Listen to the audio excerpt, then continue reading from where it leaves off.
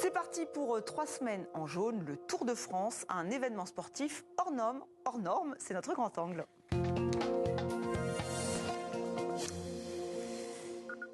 Et nous avons assisté à un duel fratricide pour la première étape du Tour de France. Adam Yates, premier maillot jaune de cette édition 2023. Un final incroyable donc entre Adam et Simon Yates, deux frères, des jumeaux. La grande boucle s'était lancée à midi de Bilbao en Espagne. 25e fois qu'il part de l'étranger. Et nous allons donc décrypter cette 110e édition et revenir sur l'histoire de cette course mythique avec vous, Patrick Chassé. Bonjour. Bonjour Estelle, bonjour Bienvenue. à tous. Vous êtes journaliste sportif spécialisé dans le cyclisme et vous êtes consultant à la chaîne L'Équipe. Et en direct, Jean-Noël Blanc. Bonjour, bienvenue. Voilà, vous êtes l'auteur d'une histoire des courses cyclistes aux éditions Glénat, une histoire qui revient largement sur la grande boucle. Alors, une preuve de plus de l'effet Tour de France, un événement sportif hors norme, je le disais. Patrick Chassé, ça commence bien avec donc cette première étape, Bilbao, 182 km. On s'y attendait un peu parce qu'en partant du Pays Basque, forcément, on ne part pas sur un parcours très plat. On va enchaîner très rapidement avec les Pyrénées ensuite. Enfin, on va rester pendant 3 jours dans le Pays Basque, espagnol et français. On enchaînera avec les Pyrénées. Donc, vous voyez que 8 étapes de montagne, je crois. Alors, sur l'ensemble, oui, mais même si on compte les étapes de moyenne montagne, c'est beaucoup plus. Et c'est assez rare de partir et d'entrer dans le vif du sujet, finalement, avec tout de suite une première sélection dès les tout premiers jours, parce que même aujourd'hui, il y avait quand même quelques écarts. Jean-Noël Blanc, vous l'avez regardé, j'imagine, effectivement, cette première étape, je le répétais, Bilbao. Qu'est-ce que vous en avez pensé ? Ouais, j'ai surtout remarqué que Pogačar mettait déjà le nez à la fenêtre et que Vingegaard était immédiatement dans sa roue, donc je crois que la grande bagarre a déjà commencé. Oui, donc expliquez-nous, parce que il y a un langage qui est spécifique au cyclisme, on va y revenir.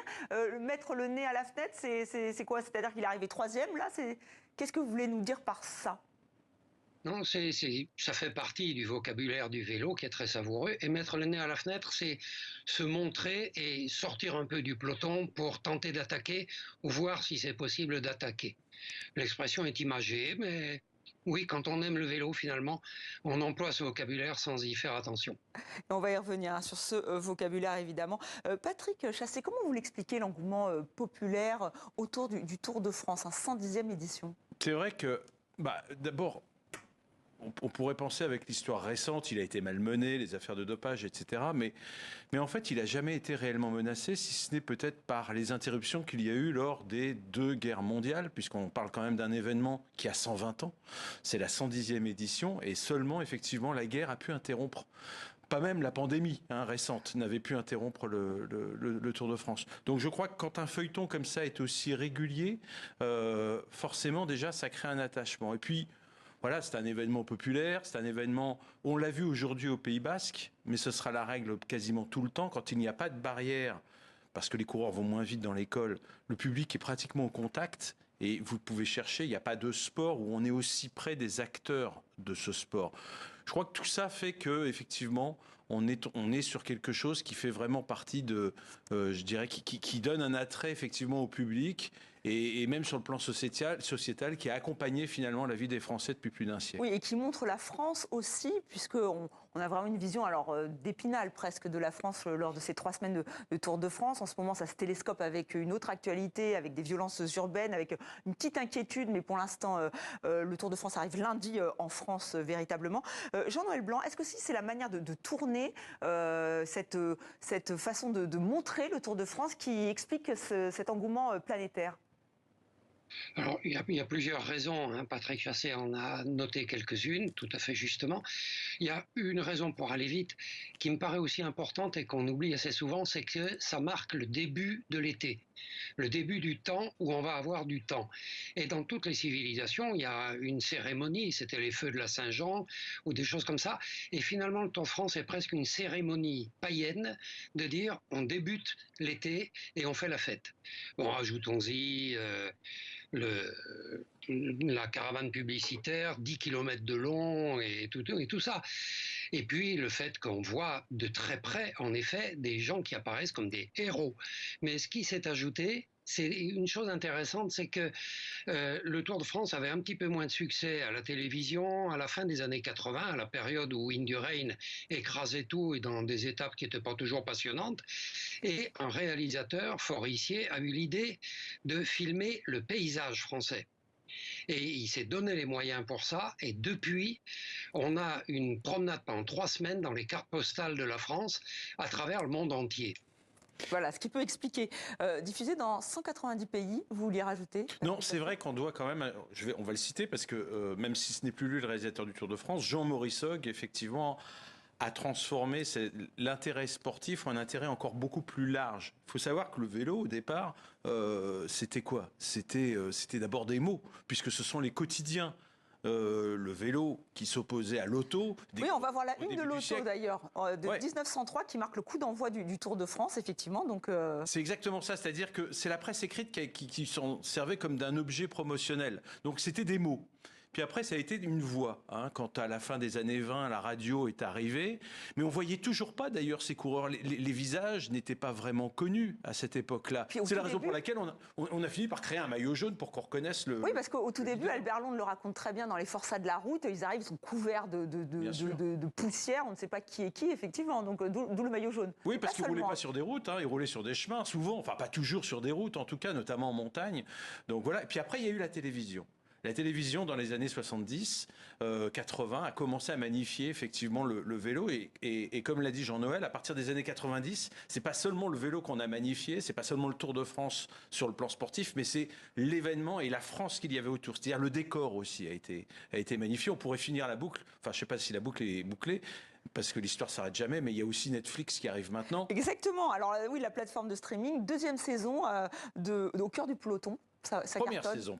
Oui, mais la deuxième saison est annoncée. Se tourne actuellement, vous avez raison. Et oui, effectivement. Et là, ça a la preuve qu'au XXIe siècle, effectivement, le cyclisme a toujours du succès. Alors, on a vu la première édition, on faisait vraiment le tour de la France.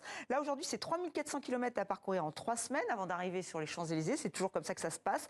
On va revoir le tracé tout de suite.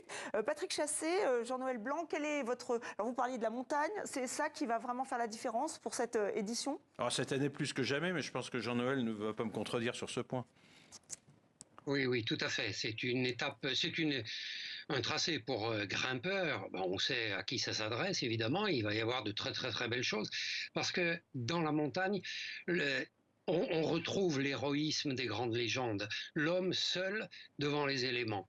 Et plus les éléments sont difficiles, avec la pente rude, avec quelquefois des problèmes de temps, grosse chaleur, ou qu'on l'a vu au championnat de France, ou au contraire pluie ou froid, on a connu ça, des étapes supprimées parce qu'il y avait de la neige dans le Galibier, dans l'Izoard, pardon. Non, dans le Galibier. Et tout ça, ça fait qu'il y a des hommes, individus qui arrivent à surmonter ces difficultés et il y a une envie de participer à cette légende-là. Oui, c'est vrai qu'il y a une légende dans votre livre. On voit toutes les légendes, on y reviendra, que ce soit Bernard Hinault, Raymond Poulidor, je parle des Français notamment, Jacques Anquetil, avec beaucoup de duos. Ça, c'est vrai qu'elles sont de duels. Là, donc, tout le monde dit que ça sera un duel sanglant. Je ne vais pas dire sanglant parce qu'en ce moment, ce n'est pas vraiment le bon terme, mais avec le Slovène Pogačar et le Danois Vingegaard, c'est ce qui va se passer? Oui, c'est vrai que là, vous touchez un point important. C'est-à-dire que quand on a un combat de boxe, on se doute bien que c'est un duel. Sur le vélo, quand on a plus de 170 coureurs, le grand public a peut-être parfois du mal à imaginer pourquoi on va résumer ça à un duel entre deux hommes. D'abord, il ne faut pas oublier que le sport cycliste est un sport d'équipe, profondément d'équipe.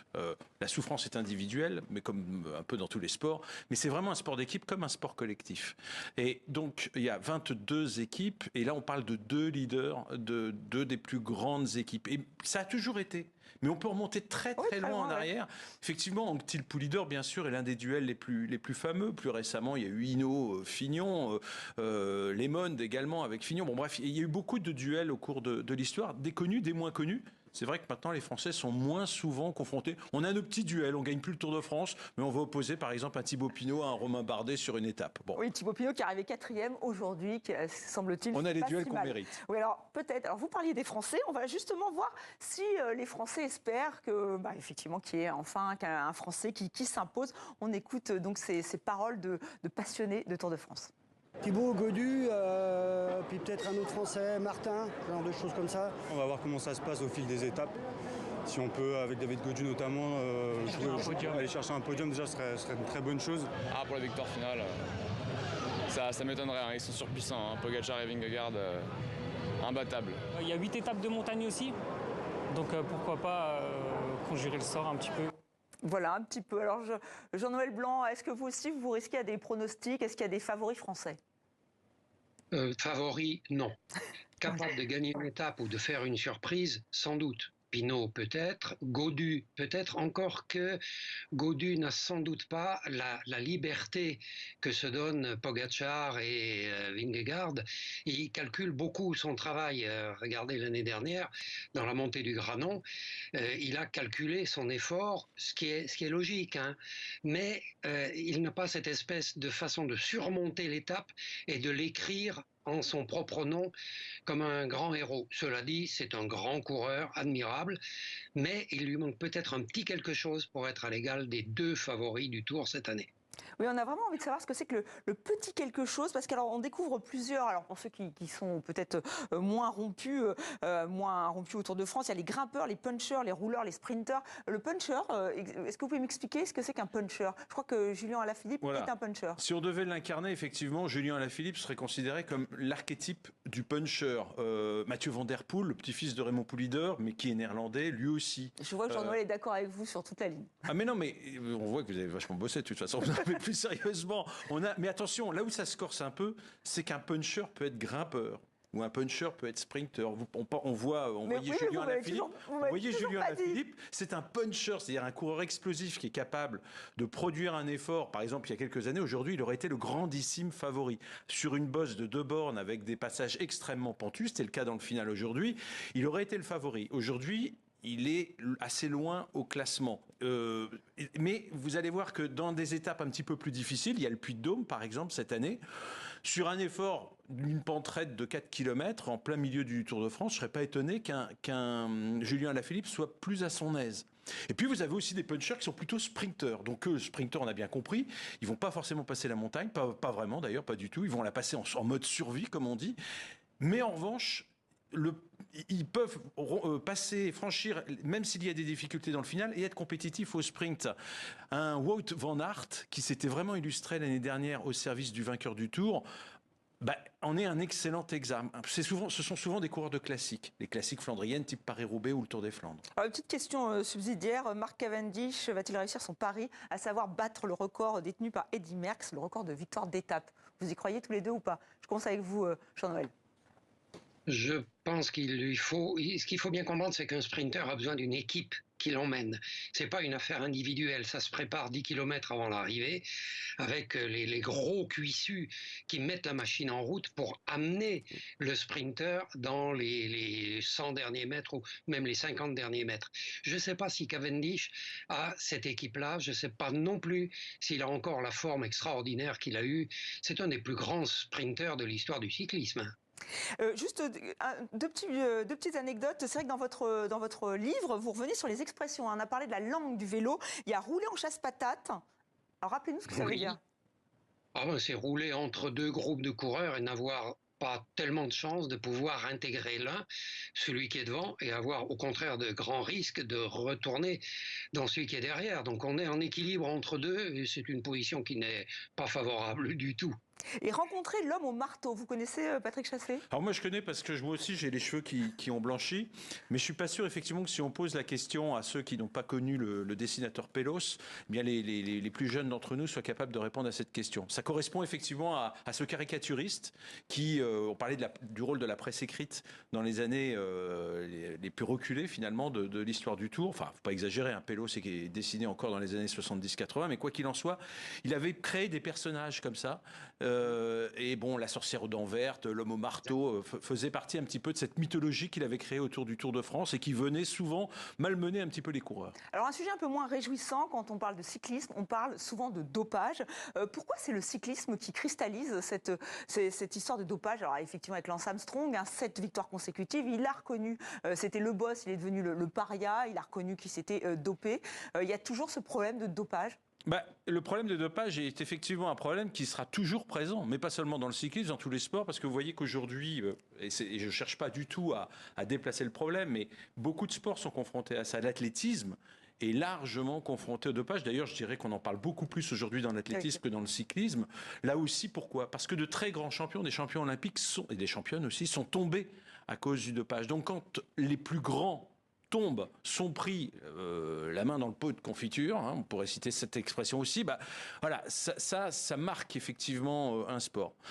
Il faut reconnaître aujourd'hui que c'est presque l'effet inverse. C'est-à-dire que le vélo colporte toujours un soupçon assez fort autour de lui, et pourtant ça fait des années qu'on n'attrape plus personne, en tout cas sur le Tour de France, à tel point d'ailleurs que la Fédération internationale et l'organisme qui gère les contrôles antidopage ont demandé à avoir plus de moyens parce qu'ils se disent attention, c'est pas parce qu'on n'attrape plus personne qu'il n'y a plus de dopage. Mais je crois surtout quand on parle de ça, il faut essayer de globaliser du dopage. Il y en a vraiment, et quand je dis du dopage, c'est-à-dire des athlètes qui se font prendre, il y en a vraiment dans beaucoup de sports. Et aujourd'hui, le vélo doit être dans les 4e ou 5 premiers sports seulement, de ces sports touchés par les cas de dopage que l'on décèle au fil de l'année. Mais c'est vrai qu'on en reparle aujourd'hui aussi parce que c'est les 25 ans de l'affaire Festina, Richard Virenque, avec cette expression qui est rentrée dans la légende, dopé à l'insu de mon plein gré.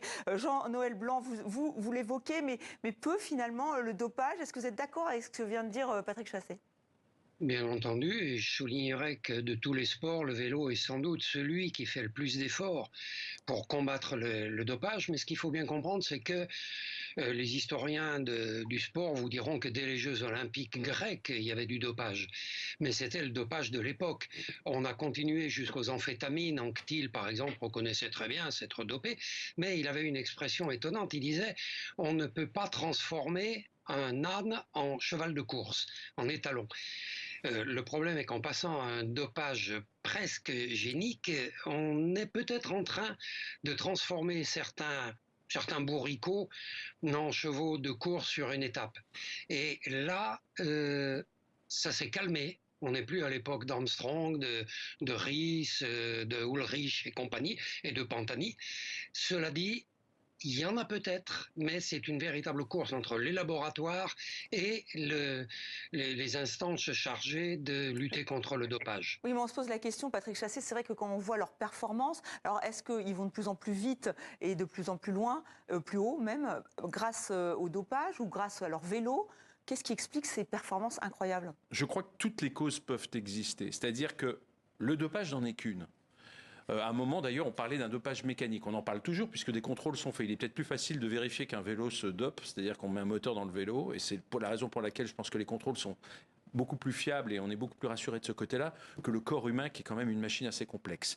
Et en ce qui concerne les autres causes, effectivement, on a énormément progressé en termes de matériel, en termes de nutrition. Je parlais il n'y a pas très longtemps avec Thibaut Pinot qui me disait, moi, quand j'ai commencé ma carrière, la nutrition commençait à peine à exister. Aujourd'hui, on pèse les aliments, on mesure le taux de protéines, de lipides, de glucides, etc. Ce qu'on ne faisait pas encore et tous les sports ne le font pas. Ça devient de plus en plus professionnel. Malheureusement, c'est allé trop vite. Merci à tous les deux d'avoir participé à ce grand angle consacré au Tour de France qui vient tout juste de commencer.